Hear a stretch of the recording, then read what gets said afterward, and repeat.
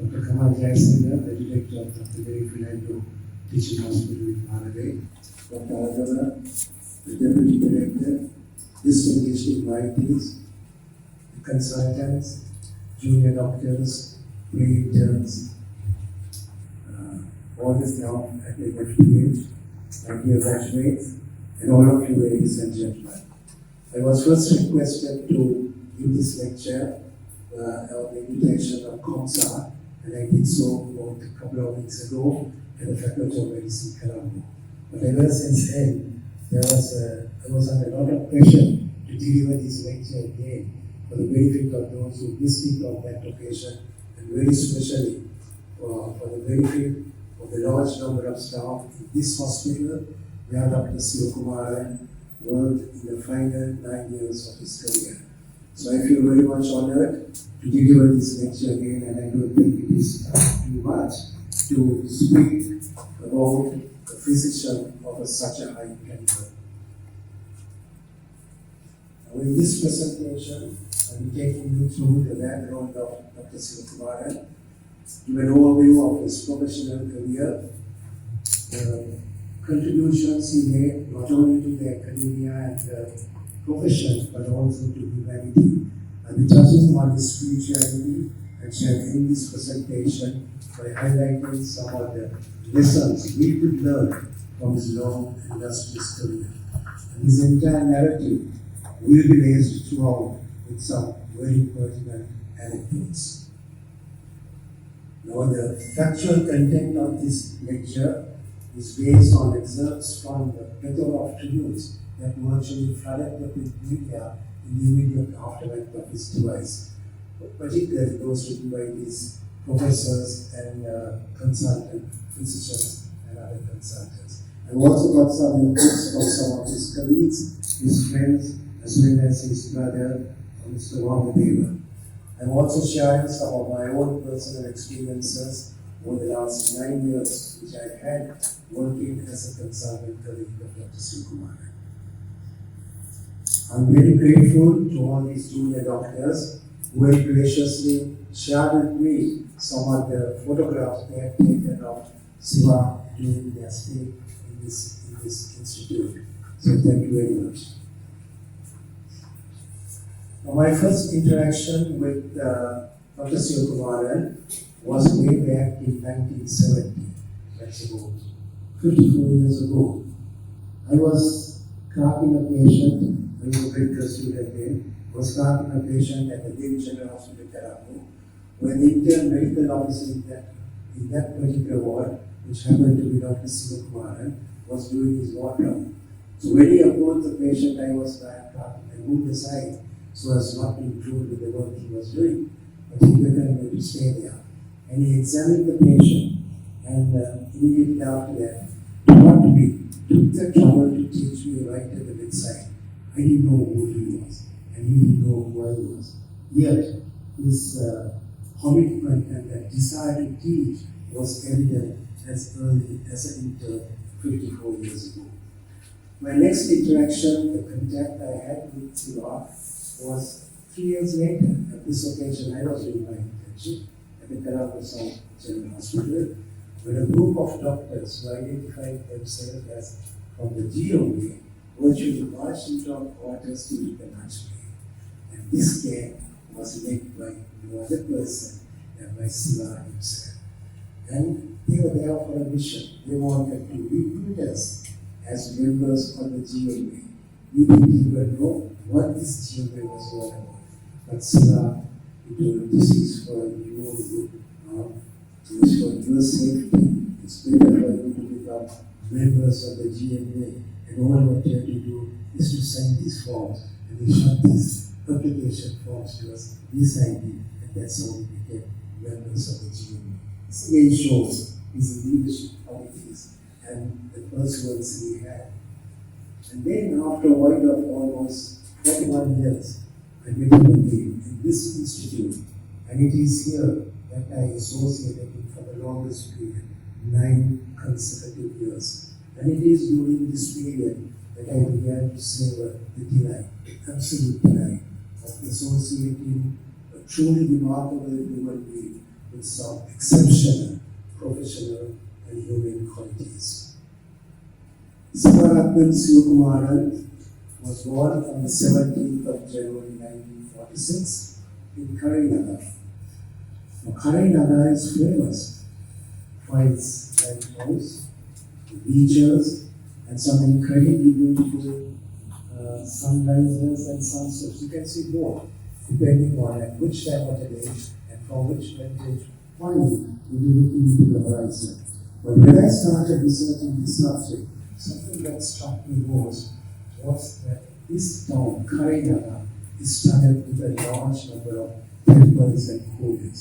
So it is giving it that aura of spirituality. So it is in such an environment that Siva was born and bred. And one will never know that all this positive light emanating constantly from all these temples had an impact in some imperceptible way to make Siva what he was, taken in concert with a very strong and disciplined background and upbringing he had, as his father was a school principal who later became he was a teacher who became the principal of Jaffna in the college, and his mother was a very devoted housewife. Now, Siva had his school in Jaffna Central School, where he was a brilliant student. He became the first in the class in all the grades from lower kindergarten right up to the advanced level. And he became the first in the Northern Province School examination as well. He was in the company of such legends in the medical profession like Professor Sivakumaran. He was his classmate. And Siva was a very ardent cricketer. And in that era, when only test matches were played between a few test-playing countries, not like now, he was a supporter of the English cricket team, like most of us. So he knew all about Peter May, Jeff Boycott, David Dexter, Ted Barrington, Vance Baker, Freddie Truman, and the like. And even at that era, the arch rivals were the Aussies, and he knew all about the Aussie cricketers also. Richie Beto, Bob Simpson, Neil Harvey, Norman O'Neill, Alan Donner, and the like. But very strangely, Siva never played cricket. So instead, what he did was, he got through the exam for umpiring and started umpiring all the cricket matches in the Jaffna Peninsula. So all this, that gave him an opportunity to exhibit his trait of fairness and also get some pocket money as well. After a very competitive exam, he entered the premier medical school in this country, the Faculty of Medicine, Karam. And he was a very good student, and in fact, so much so that all the professors and the lecturers liked him, and very especially the hard taskmaster, Professor K. Rajaswari, also had a special liking to Siva for what he was as a medical student.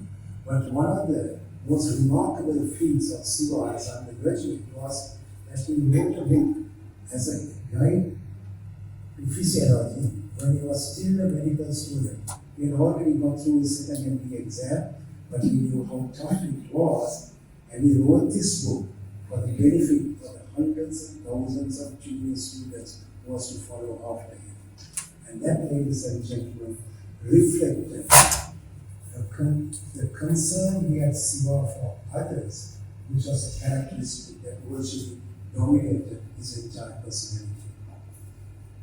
He commenced his professional career at the General Hospital in Colombo, and he got through all his postgraduate exams very quickly, went to UK to complete his overseas training, but he didn't stay there.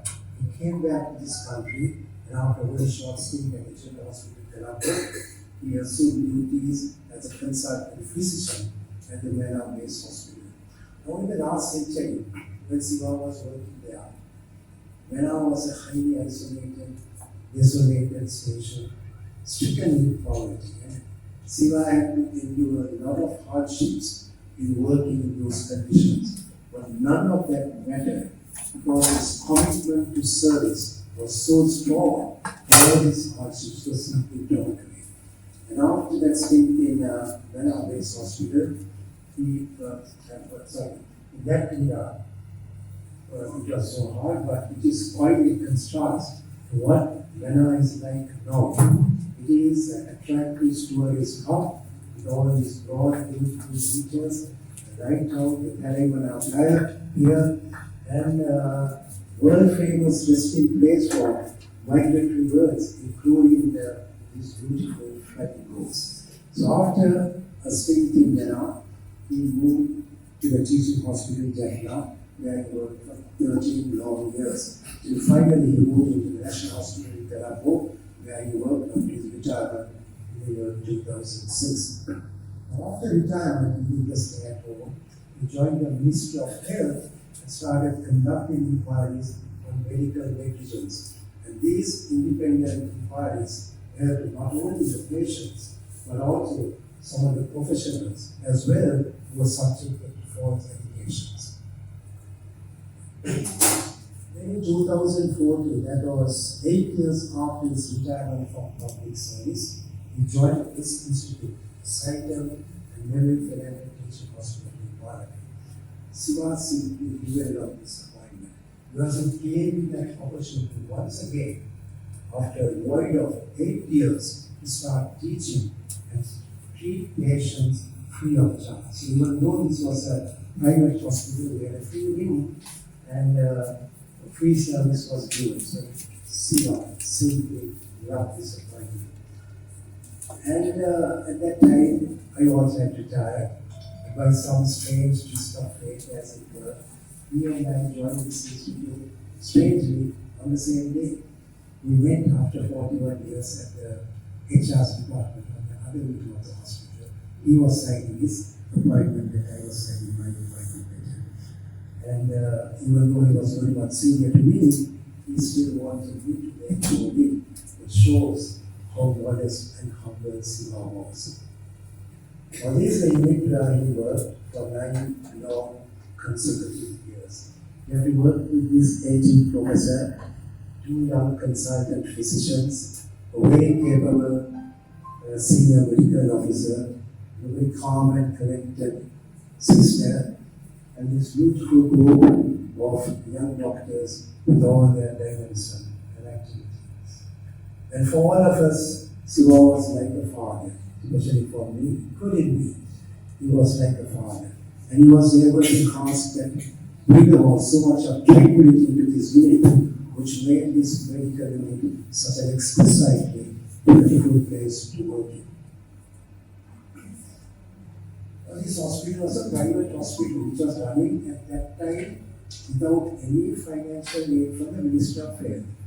But Siva insisted that the patients in the public wing of the hospital had access to expensive therapeutics and diagnostics like hemodialysis and MRI scanning. So he had a lot of negotiations with the management and eventually saw that the patients in the free wing of the hospital had access to these expensive interventions. And hundreds of patients who were waiting on long waiting lists in other hospitals bypassed the system and got that service absolutely free of charge in this hospital. Now, even though Siva had specialized in general medicine, he had a special interest in all these finer specialties. And he attended several seminars and workshops to refine his skills and fine-tune his capabilities in these finer specialties. He attended all these symposia and workshops in Dallas, USA, in London, Oxford, Washington, Berlin, Germany, and then in New Orleans, USA, as well as based in Switzerland. And even though continuous professional development was not mandatory to practice medicine in this country, Siva joined the CBP scheme at the Royal College of Physicians in 2005. When he was working in Jaffna, he used to come to Colombo on so many occasions and trained himself in echocardiography and as well as endoscopy, including the capability to varicose banding. And once he was and acquired these acquisitions of these diverse spirits, the service he provided had no boundaries. And it is around this time that he also initiated the establishment of an intensive care unit at the teaching hospital, Jaffna.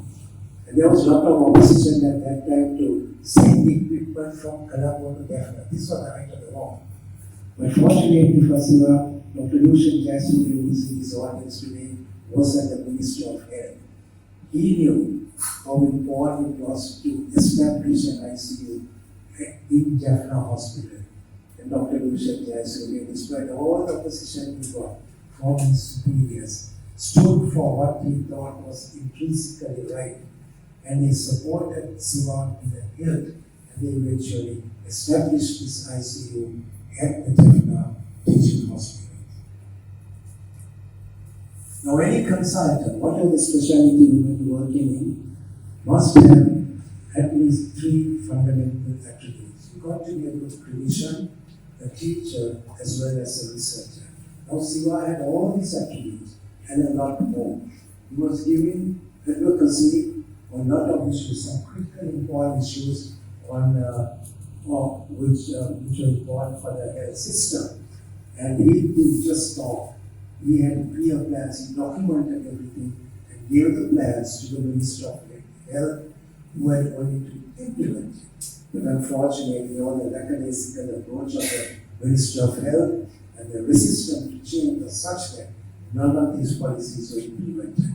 If that had been done, it would have benefited not only the institutes where Siva was working, but would have had far-reaching ramifications that have impacted favorably the entire health system in this country. He was so dedicated as a clinician, he used to do at least 2 workouts a day. And very often he was doing even a night role as a consultant, not as a junior doctor. And when he was working at the National Hospital in Colombo, he used to come to the ward at about 6:30 or 7. And he was waiting there till 7 p.m. And even the stray dogs in the hospital knew about these habits. So they opted to sleep under Siva's car, knowing that that would be the last car that would be moved out of the car park. They'll have their rest undisturbed, unlike the other cars. And it was a latter part of his career. Both Siva and I had to go to the various hospital in KDU to do the clinical training of students who were not coming to this hospital anymore. And then I told Siva, okay, I'll pick you up at 7 o'clock. But what did Siva do? He would come to this hospital at 6 or 6:30, do a walk-around, drop into the ICU, see those patients, finalize their management, and then he was there sharp at 7 p.m. at the main entrance to the hospital. I had only to drive down that way. That was how punctilious he was in his attendance in all the cities. But something that struck me most for Siva as a clinician was that he was very thorough in the way he evaluated patients. He paid a lot of attention to all these things, never took shortcuts. Now this brings to mind a patient we treated in this hospital.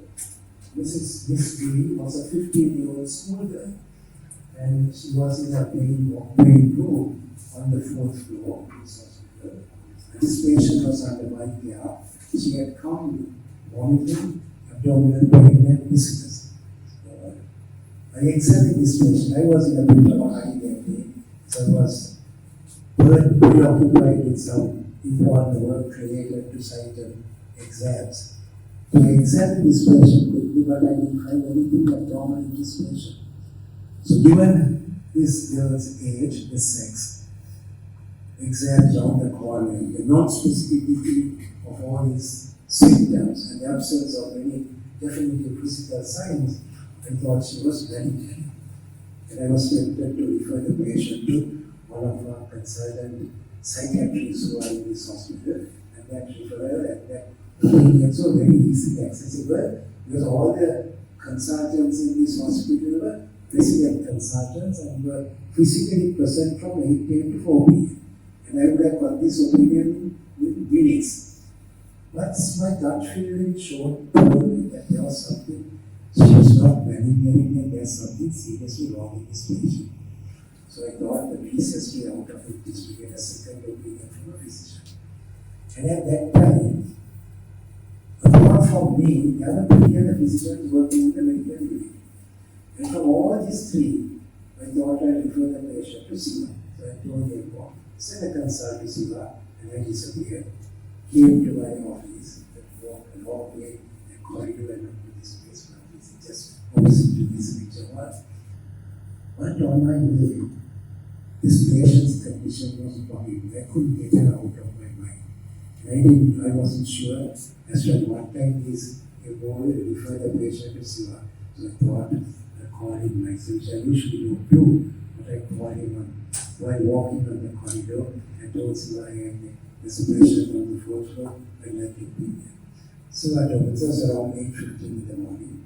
So I was already in the ward. And he was taking a class for the medical students. I'm taking the class for the medical students. I see the patient after I finish the class. That made me very restless. Because I know when I finish the class, only at 1 o'clock or 1:30. That was too long a stay for my class. So I told him I'd like to go before that. He went to my office and opened the computer and started my work. I was there only for a few weeks. He had stopped all the work he was doing. He can go on and assess the patient. And then he called me. He told me, this patient has got postural hypertension, which I didn't know. Nobody knew. Then I asked him, has she got Addison's disease? And Siva told me, yes, that's what I'm thinking of.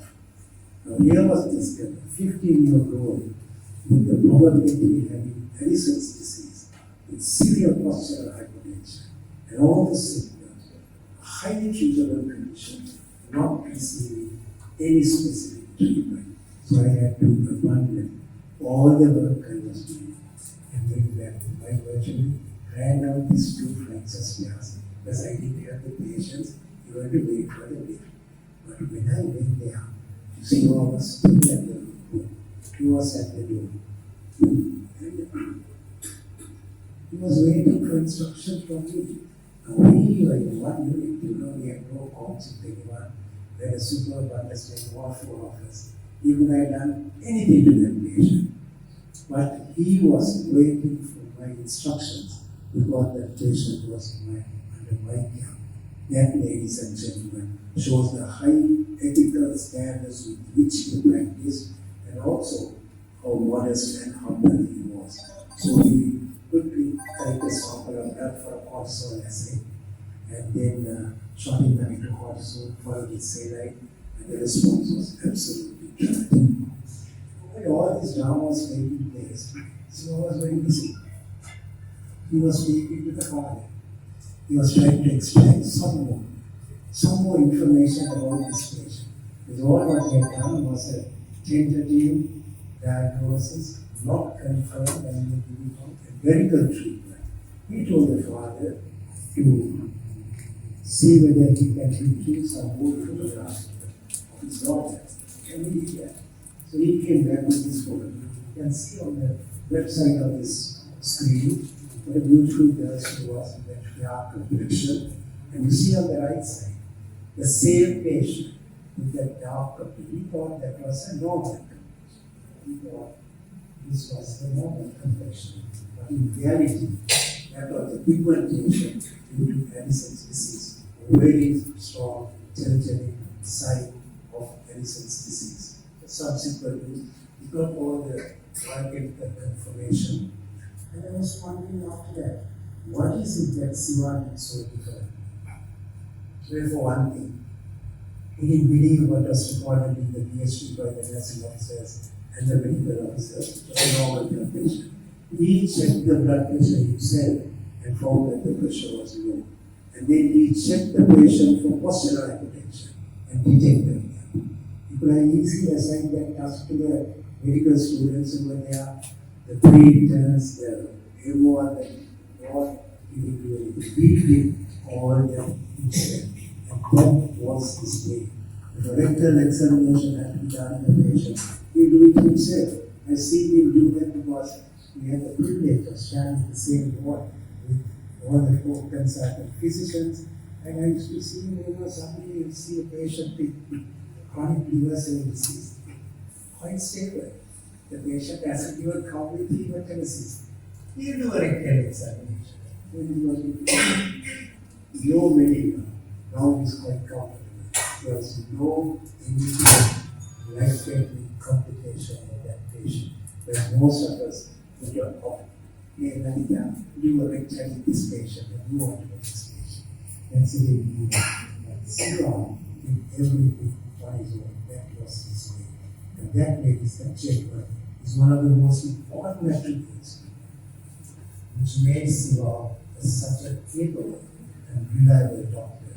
We could rely on him on any day, at any time, for anything. He always had the time, and we always had the energy to do that. I just don't know from where he got the energy to do all that. If he ever requested to do anything, he will never let us down.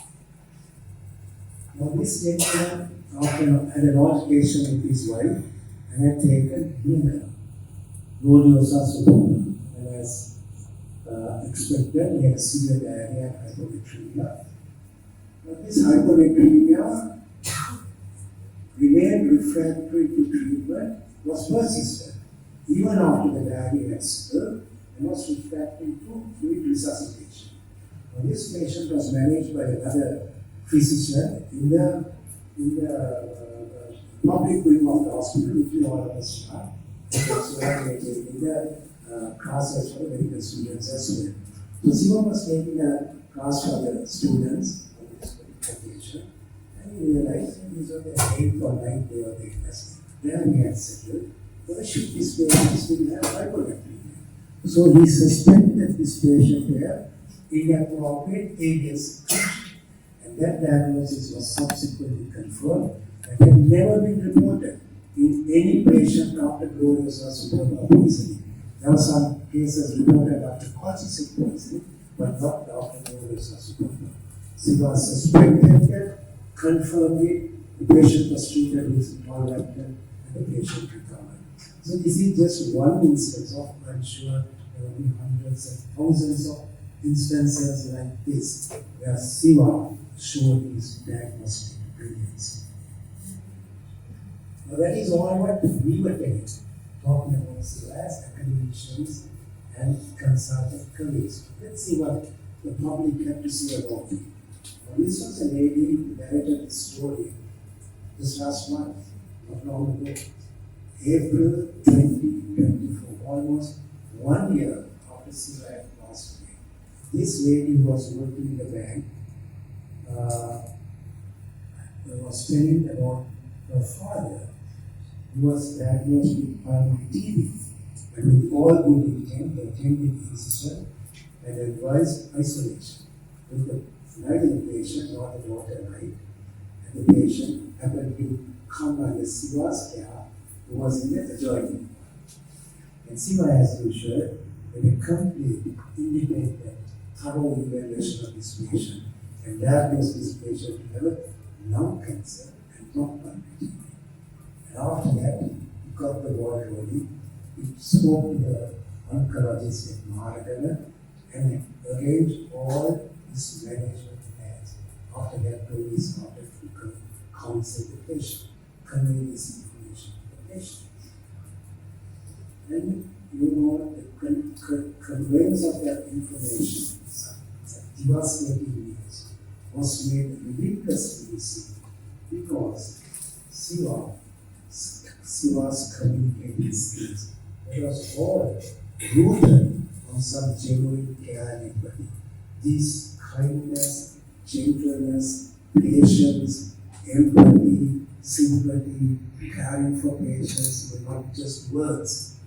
Those are qualities that were engraved in his heart. And whatever he did, his empathic information he was with a genuine care.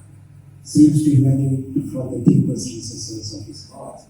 quite in contrast to how students are being taught now. These are found in books, these are found in the internet, that they say, hey, you have to be empathetic, you have to be very caring. But students learn from what they see, what their teachers do. And that's what Siva was. He had these qualities engraved in his heart. And when he started this community, it was so easy. Patient was saying, I am that matter. And Siva told it was very easy. Oh, come up your ass, get a big fire in the young. Patient took that devastating news with a smile because that care was rooted with genuine empathy. Then this lady didn't stop there. She went on to say, Dr. Sivakumaran is not just a doctor, he is a God. He is a God. Is it just one patient? I'm sure there must be thousands of patients scattered the length and breadth of this country. And even in this entire globe, who must be still talking of it like that. And this particular incident, ladies and gentlemen, is something that took place about 15 years ago when I was still practicing at the National Hospital, Sri Lanka in Colombo. They're still talking. So this caring attitude was nothing new, it was evident even as a student or a junior doctor. And that is why guardians of the medical fraternity of law, like the late executive student Dr. R.P. Jayawardena, here Siva with so much of recognition and respect for what he was. He extended his academic career to such an extent that he was an examiner in his British exams, in all his exams, and he also had the rare distinction of being emeritus international advisor to the Royal College of Physicians in London for a record period of 12 years from 1998. He was examiner of both undergraduates and postgraduates in this country, and as the director of the ERPM, he managed to bring about some changes in the format of the exam. And Siva was also highly reputed to be a very fair examiner. He always looked at problems from the student's point of view, but having said that, he never compromised the standards of an exam. At a time when Jaffna was ravaged by the civil war, they had crisis after crisis, and sometimes the supply chain to the hospital was crippled, and all the staff in the hospital used to bypass the senior administrators and came to Siva for problem resolution. And Siva is calm and attended to us. So Siva stood tall amidst any adversity. And just to share a personal experience I had with him sometime ago. I was doing a ward round in this hospital one day, and I was not satisfied with the quality of care that was given to some patients. They were repeating the same mistake over and over again. I told them so many times, there's another way to do it. Do it this way, to improve the efficiency as well as the quality of care. But this same mistakes are repeated. And on that particular occasion, I thought enough was enough. And I had to demand the nursing officers because there was a somewhat addressing worthy word was, and Siva was also being around in the same thing at that time. He was watching me, and it didn't take him very long to realize that I was losing that temper. He very slowly walked up to me, put his arms around my shoulder, and I was like you when I was at the NHS, it's in Colombo, and I ended up by getting a heart attack. It is not worth it. It is just not worth it. He told me that, and he slowly walked away. So I got the message. I slowed down. It's not that Siva was not interested in the quality of patient. He was very much interested, just like I am. But on that particular occasion, he was more interested in my own health, my well-being, and thanks to Siva, I didn't get a heart attack. He suffered maybe about 3 or 4 years ago. And then we had this COVID outbreak. When we had the COVID outbreak, one entire wing of this hospital was changed to COVID. That's the other side of this. But this wing, other wing, 3 floors of that entire wing was converted to a COVID unit. And what did Siva do? He went into this COVID unit. He was seeing these patients. Dr. Ramdhara was there, Dr. Vyas was there. Siva called me to see those patients because of my asthma. Very good. We will talk to those patients. And Siva used to go deep because after the doctors used to stop him. So here are the case notes. And he was not interested in the case notes. He was not interested in looking at these patients through a glass panel. He went deep into the unit, critical patients, assessed them right at the bedside. His junior doctors had to force him to have a protective gear. Sometimes he had to open the mask and also around his neck. But he was fearless. And he was so concerned about these patients. He saw hundreds of highly infectious COVID patients in that COVID unit. It catered to thousands of patients in that unit. But very strangely, Siva didn't get COVID. Something was protecting him. He, of course, had the free vaccine. I asked him, why are you taking this vaccine? The only reason why you took the vaccine was to get the travel certificate. He was traveling to UK, he was going to India, so he had to have the vaccine certificate. He had it only for that purpose, but he was absolutely fearless of all these infections, and he never got anything. Now, all the consultants in this hospital was came from 4 to 8 p.m. So we used to have our lunch in the consultants' lounge. And all of us, other than Siva, was having this lunch in the ward itself. After lunch, we opted for afternoons. And our late chairman, Dr. Levi Fernando, recognizing our needs, gave us a very consultants' lounge and lowered it into a lot of armchairs for the benefit of these aged academics.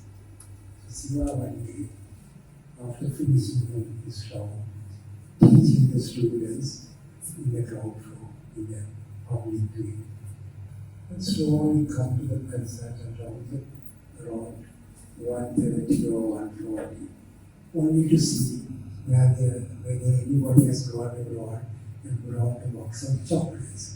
Because he loved the chocolates. He loved any sweet. Fortunately, he didn't have diabetes. She was punished for all the sweets. But on this particular day, when he came to the consultants around, looking for chocolates, he didn't find any chocolates. Instead, he found all 4 Spicer, Brandula, and Riaz, all nicely vaccinated armchairs. And all he was wondering, he was seated. You know what the chair was wondering. See how his mind works. Okay, these guys are staying and they are finished all their work. Our routine work is over, and the students are there in the public room without a teacher. So he used to tell me, slowly shift his chair towards me and tell me, the students are idle. Just because relax. The afternoon class is scheduled for 2 o'clock and not 1:40 or 1:45. But then he goes on that topic. Students are idle. We have to teach them something. That time is very precious. So I didn't want him to speak dancing anymore. I used to marshal the troops, and all 4 of us, myself, Siva, Ramdula, Riaz, all of us would come from the 4th floor, 3 floors up, it's another floor, but 7th floor, to a tutorial room and then start a class. That was interactive system. Students do the presentation. After that, all 4 of us, you are independent comments, and then the students get hired with a lot of questions from all 4 of us, one after another. It's like being fired by a multi-level car. Now the class will end up by 4 of us. Now it's fast forward. And suddenly Siva realizes it's getting close to 4:30. After 4:30, the cops come on the road and they closed one lane of traffic to the oncoming traffic, which makes us very difficult to go from Madhavya to Karachi. Siva knows that. He suddenly realizes the time is supposed to go. Right. So we'll finish the class now before the bad cops cover the road. So thanks to the bad cops, that class ends at 4:30. Others will then go on until 5:30 or even 6:30. So all this shows, ladies and gentlemen, how strong the commitment was Siva had for teaching. And after that, at the end of such a glorious appointment, the students never get party. He never wanted this party. They were present. He didn't want this. They forced him to sit for a group photo like this. He didn't want to eat this, but he went there just to please them. And then, just as much as he loved to teach, the students loved him for what he was. They would. Siva never knew his date of birth. But these guys are so clever, they find out when his birthday was. So they bring a birthday cake, cut the birthday cake, feeding the piece of the birthday cake. Siva didn't want any of these. But he simply tolerated all these chairs because he had such a kind heart and he didn't want to displease anyone. Make them happy, he went through all this. And in fact, he knew the names of these students by name, just as much as the way he referred to patients. Patients were never referred to as patients or cases. He referred to them by their names. And that shows the emotional sensitivity he had and the respect for all human beings. At the time when he was working in Jaffna, that was during the war, he used to move into these dangerous war zones as well, only to save the lives of innocent civilians that are caught in the crossfire between his war infections. So all that reflected how courageous, fearless he was, as well as his humanity. So Siva had a heart that pulsated with the pulse of the poor, the powerless, helpless, and the needy. During the war, he always advocated peace and reconciliation. Like most of the doctors working there, they didn't want the war to go on, but they were very silent about it. But Siva was a complete contrast. Living with these terrorists, he was openly criticizing them. So naturally, his life was taken. But he believed in this Gandhian principle of ahimsa. And every day on his walk to hospital, he first dropped in with his violin temple, children prayer, and then only he went to hospital. And he was remained protected. But eventually he had to put it down. He had the membership of all these different professional organizations, and he contributed positively to all these institutes, particularly the PGIM. He was able to do some changes in the present system of undergraduates, which infused some meaning and some objectivity to that entire postgraduate training program. Now, the Sri Lanka Medical Council has been established for the benefit of patients, and not for the benefit of patients and public, and not to protect and defend malpractice among doctors. If that is the case, SNMC should not have any representation from trade unions. But that is precisely what is happening. So when Siva was there, he was very interested in restructuring the Medical Council ordinance as well as the council membership. And he in fact also attended, represented the SNMC in attending a landmark WHO conference in Bhutan, where he presented and discussed in great detail the policy document showing the roles and responsibilities of the Medical Councils to ensure patient safety. All this was because of the concern he had for the well-being of patients on work outside the domain of the law of the general physician. As far as I know, he didn't have any particular political affiliations, but he had strong connections and established a good rapport with the people who was in power at that time, like late President Jawahar, late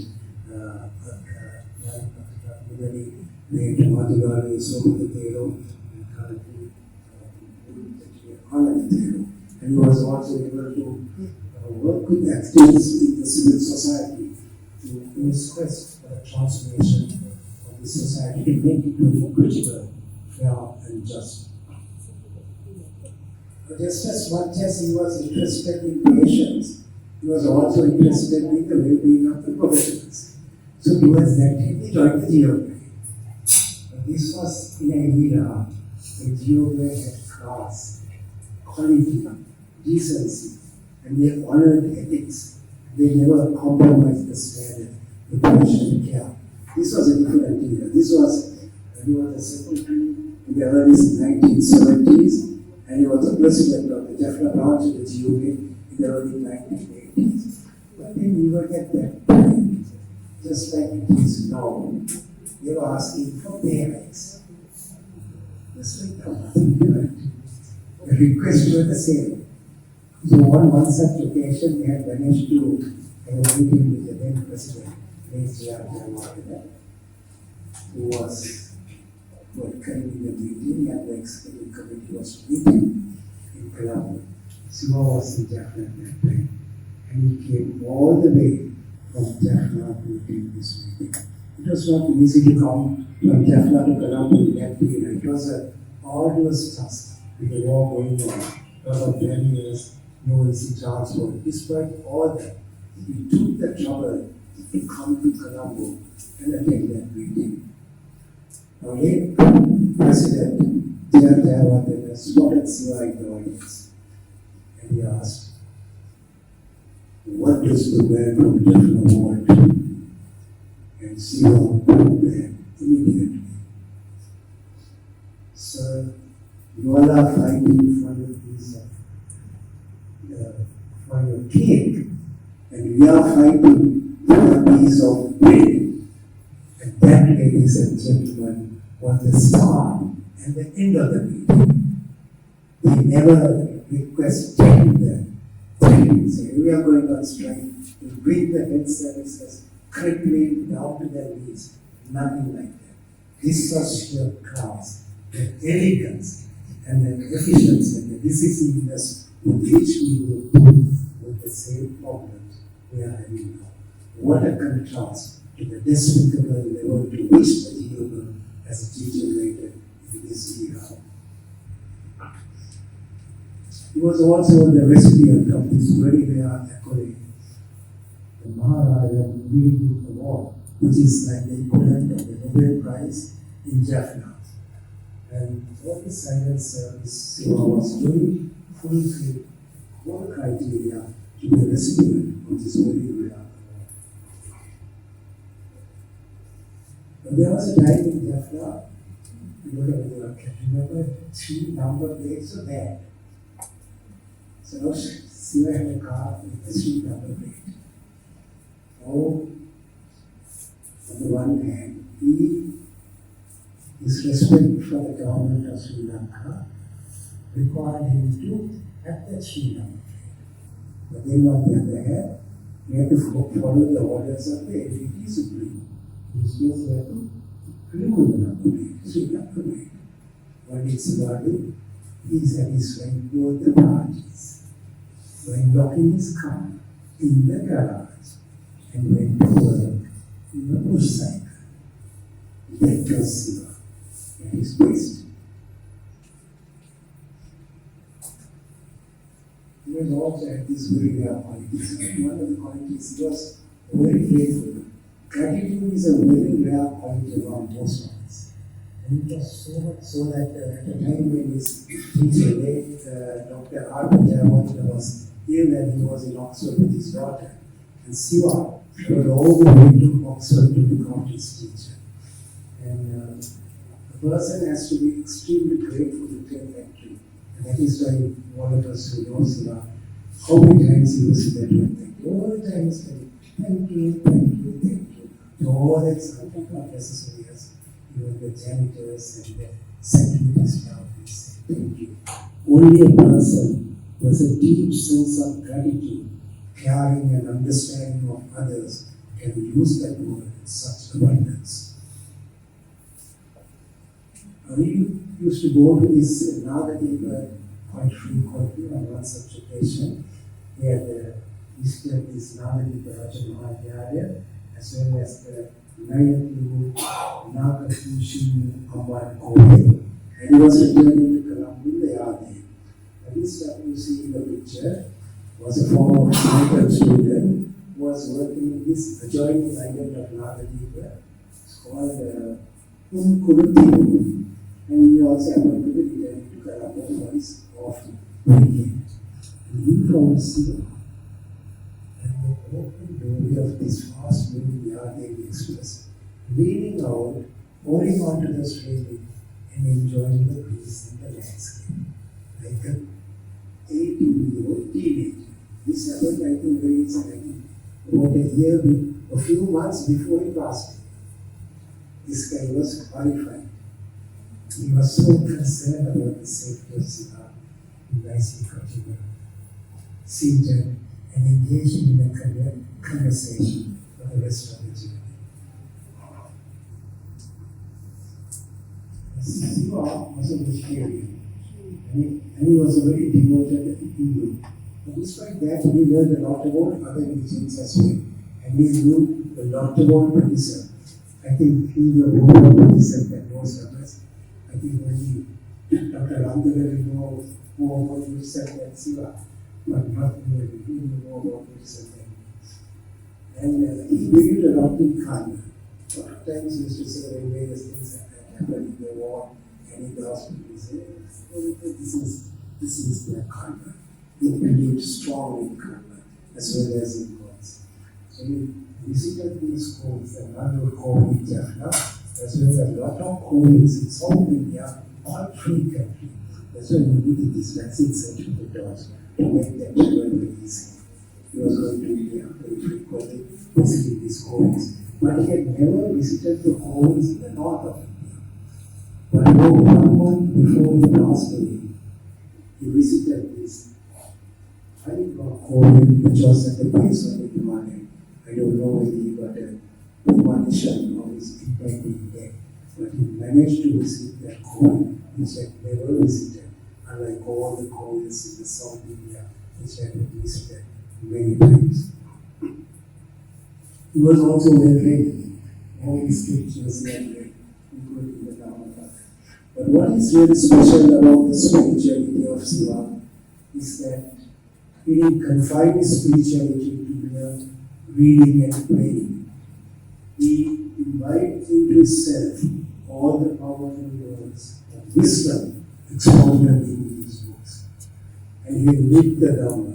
That was what was special about him. He lived the Dhamma, integrated spirituality into his life. He didn't just pray. He meditated every day and he lived the Dhamma. So coming towards the end of this presentation, ladies and gentlemen, let me now highlight some of the most important lessons we could learn from his long and illustrious career. Just a nutshell. All of us must be very dedicated in the work we do, whatever the vocation it may be. We have to be also very thorough in the clinical assessment of patients. We have to be duty conscious and duty bound. Rather than fighting and asking for our rights, it's far better to question ourselves and see whether we are doing our duties. Your duty, properly, you will get your rights. I assure you that. That's the way it works. And it is also important that we pass on to the next generation what we have learned. So we need to teach more and more, and continue to teach, because our experience is unique. You can't get that experience on the internet or books. You've got to pass on to the next generation what we know and our experience. It's also essential that we maintain very high standards professionalism, honesty, and integrity. We have to be selfless in our service with no expectations in return. If you do something good with a good intent, those benefits of those deeds will come after you. You will get it. Just like the shadow that follows you. If you do some good deeds, the benefits will come after you. Just like the shadow that follows you. Chaya or Alpine. That is so beautiful, written down in the second verse of the Dhamma. We should also know how to integrate spirituality into our daily life and work. All these qualities of compassion, kindness, generosity, caring, and insensitivity to the needs of others are all divine qualities. No point talking about this. We should know how to integrate these into our daily life, and we in the medical profession have that opportunity every day in our life. So we don't have to find some special place, special time to practice spirituality. It is a case of integrating those qualities into our daily life. So practice what we learn, what we profess, and pray rather than just confining all that to be a prayer. Praying is important, but that alone is not good enough. So in conclusion, then, ladies and gentlemen, the greatest tribute we can do to truly outstanding humanity is to emulate what he did and continue from where he stopped. Treasure every moment of our own lives, because we are all on a mission. And we should be able to serve mankind to God most as long as we are alive. It is not the wealth we amass, the positions we hold, or the power we wield. It is what we have served. It is the service we have done with a good intent that will enable us to savor the attendant inner peace and happiness, just like what Siva experienced. And that was reflected in the eternal smile we always know, whether it was about running off a tank and going on a trip, or when attending annual academic sessions of the Siva College of Physicians, which he always attended to keep himself updated. When he was surrounded by the students, which injected so much of life in his students. Ladies and gentlemen, please bear with me now, and please permit me to recollect some of the final, those quiet moments of his life. This was the 13th of May, 2023. At the age of 77 years, it was a Saturday. And at that age, Siva, as usual, did a complete and a thorough wardrobe at the Navy Financial Teaching Hospital, in this hospital. And after that, he went to see his private consultations, at the Blue Cross Hospital in Rochester. After that, he went home, but he didn't sleep. He worked till late night as he had to complete the market for a huge bundle of final MBBS answer scripts, SCQ papers for the KU final MBBS exam. He marked all those papers, and it is only after that he went to sleep. On Sunday morning, the 14th, 2023, he got up early morning, as usual. He always used to get up early morning. But on this particular occasion, he was breathless, and he was in severe pulmonary edema. He collapsed in the next minute, and he passed away. And that, ladies and gentlemen, is the inexorable end that await all sentient beings, and Siva was not an exception. But he reached that end with so much of serenity and grace. With his beloved wife, Jagannathi, who was here in the front seat, right at his bedside. Around 6 or 6:15 in the morning on Sunday, my friend and colleague, Dr. Rani, called me and told me, "Sir, I have some sad news to tell you. Sivakumaran is no more, he's passed away." I was sad. I was deeply saddened when I heard that news. I was already awake, but still in bed because it was a Sunday and there was no hurry for me to go to bed, go to work. But the moment I heard that news, I was deeply sad. But that sadness remained with me only momentarily. The various thoughts that flooded my mind was something Siva told me 2 or 3 weeks prior to that incident. He told me, every day when you wake up, you must be able to serve someone, somewhere, in some way. It is then, and only then, can you say that you will live that day. And this is a very profound statement. Please try and sink into and appreciate the subtleness of this statement. You've got to look at the quality as well. If you haven't done some service to somebody on a particular day, you've got to consider yourself don't live that day. Now these are the thoughts, that the words that were resonating in my mind. And that is why I was not surprised by the sad news I'm going to convey to you. Because this is precisely what Siva did. Every day in his life, this is what he did until that final call came to him from above. At that stage of his life, he was completely depleted, all the reserves he had, having undergone corneal bypass, stenting, emergency laboratories for intestinal obstruction, and whatnot. But despite all that depletion, he was working with the bodies of the human. He had some incredible energy and stamina, and he had that for the very last day. From there, some other force was driving him. Even though his body was just a crummy aggregate mass, virtually tethered together with some very fine fluid. And his body was taxed to the maximum. Was enough. His mission was completed.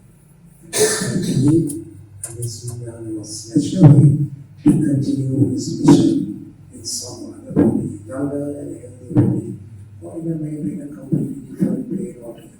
I'm sure it must be a higher plane of existence if he hadn't attained that state of moksha nirvana, nothing to call it, he must be much more. Because that didn't happen, that weight of any disablement or any disability, which was inevitable, the way things were happening, you were precluded from doing what you need to do. That is to serve someone, somewhere, in some way, every day, is a life that is achievement was fulfilled. Even though our dear friend and colleague, Dr. Sivakumaran is no more. He had touched the hearts of thousands of individuals from all state and the society, transcending all barriers, the most powerful to the weakest, the richest to the poorest of the poor, educated to the illiterate. Nothing mattered.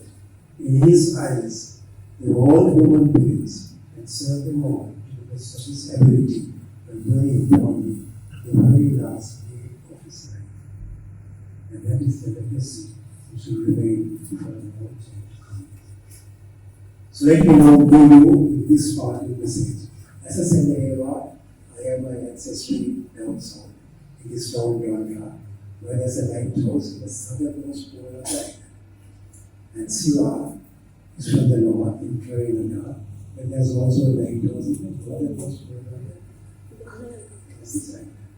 So being a southerner, I consider this as such a privilege to deliver this lecture in the memory of a unique personality from the north, with whom we managed to work for 9 long consecutive years without any problem in perfect harmony, which exemplifies that there is no divide in this little island of Sri Lanka. All these divisions we talk about, based on our nationality, our religion, our ethnicity, our language, color, caste, creed, whatever it may be, are all artificial, man-made divisions which are nebulous. But in reality, there's only one species, one kind and one race, and that is the human race. And that, ladies and gentlemen, is what I like each and every one of you in this audience as well as the world over to remember that there is only one race, a human race, and very especially there's no divide between the north and south of this country. But having said that, please also do remember the quintessence of this entire lecture. That is the clinical excellence, the academic brilliance, and the human qualities of a truly iconic physician, late Dr. Sivakumaran. And thank you, ladies and gentlemen, when I come all the way to Waterloo, some of you for the first time to this hospital. It was a great honor to come this way and spend your time here with so much of patience, so much of attention. Thank you all very much.